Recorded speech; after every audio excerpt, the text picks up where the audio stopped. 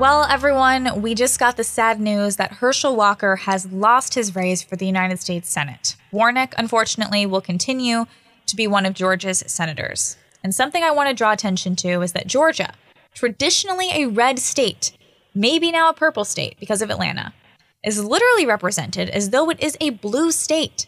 Georgia will continue to have 2 Democrat senators representing them in Warnock and Ossoff.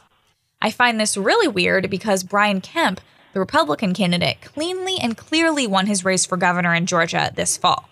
So something is going on here where for some reason people are voting red for statewide offices, yet voting blue for nationwide offices. We apparently saw a very high turnout in the runoff, but it may not have been enough Republican voters turning out for Herschel. So what does this mean for us as a nation? This means that the Democrats will have a 51 majority, so an even greater majority than they had before. This means they will no longer need Kamala Harris as a tiebreaker vote. This also means that Senator Manchin and Senator Sinema will carry a little less weight than they had before in being able to block the runaway train of the radical Democrats. So this is all very bad news. But the good news is the Republicans have taken the House, so we have a narrow margin there. So we will hopefully be able to get some things done, hopefully be able to prevent the nation from getting far worse too quickly. But the House has had no say in confirming appointments. So those will likely all go through the Democrat-controlled Senate and presidency and be confirmed. But to be honest, I think the main silver lining when I look at the country right now is simply our Supreme Court. Our Supreme Court is about the only thing keeping our nation from going off of a cliff by focusing on the Constitution. If we didn't have a constitutionalist Supreme Court majority right now, we'd be living in full-blown crazy land. Many people are questioning and wondering what should be done about the Republican Party, considering our recent loss in Georgia and considering the midterms are now officially over. People are pointing the finger in all directions, and there's certainly a lot to unpack, but I want to focus on discussing the role of the RNC. Rona McDaniel has been absolutely horrible. She's basically a Romney, that's her family. I'm not sure exactly what her ideology is. Some say it's like Romney's, some say it's like Trump's. I say it's like neither. Her ideology is one of whatever gets her the fanciest dinner, whatever gets her the most clout, and whatever deal she can broker within her party so she can stay in power. That's her ideology. When Trump was at the height of his popularity, she rode the Trump wave. When he's down, she does nothing to help him or his candidates. She doesn't come out against Trump like Romney would, but she's in it for herself. Harmeet Dillon, an amazing lawyer and woman I had the pleasure of being on the advisory board of Indian Voices for Trump with, would be a much better candidate. She actually cares about the Republican Party and actually cares about us winning.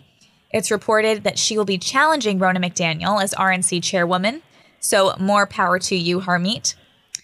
Now, you may be wondering what the purpose is of the RNC and why it's important as far as who's running it. Well, it's important for solely one reason. The RNC controls a lot of money, the purse strings. So if a candidate is helped with fundraising by the RNC, that could make all the difference for that candidate to win. But if the RNC abandons that candidate, that could sink them. The same could be said of Mitch McConnell's purse strings in manipulating the Senate. Different power players control different purse strings. Ron DeSantis has been building up his own arsenal of funds. Of course, Trump has a massive arsenal of funds he's raised.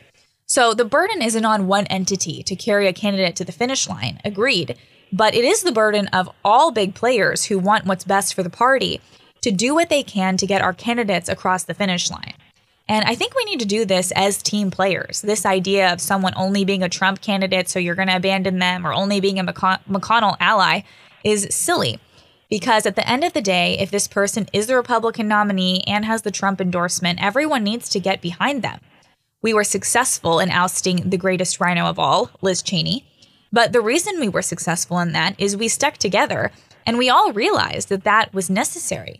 She's widely despised. She's wildly unpopular. So that helped us a lot. Sure, she had the help of Paul Ryan and Bush Republicans, but I'm not considering them part of our team. They're has-beens and outdated. They're gone. They're not the future or in office. When I say the Trump wing and Republican wing need to align, I mean the current Trump wing. And when I say the Republican wing again, I mean current. So Rona McDaniel, Kevin McCarthy, people who are in power. People like that who have power, have money, they're leaders of our party. If some retired person like Paul Ryan, who sells himself to corporations to put his name on the docket, wants to be involved, he can do that, but it's meaningless and we can't control him or influence him. He's gone. His money may have some influence, but that's it. His word means nothing. So as we look forward, we need to develop a unified strategy for 2024 and come up with new ways of reaching voters, even if this means early voting where it's legal. We need to reach hardcore MAGA Republicans in red districts, and we need to reach swing voters in purple and blue areas. We proved we know how to do that with Lee Zeldin. So we need a party that includes them, as well as Marjorie Taylor Greene and others.